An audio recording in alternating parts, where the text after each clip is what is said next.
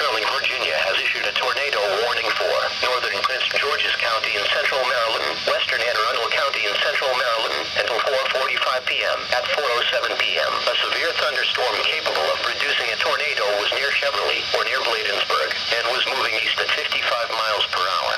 Locations impacted include Woodmore, Mitchellville, Prince George's Stadium, Bowie, Crofton, Odenton. Take cover now. Move to an interior room on the lowest floor of a sturdy building and avoid windows. If outdoors or in a mobile home or vehicle, move to the closest substantial shelter and protect yourself from flying debris.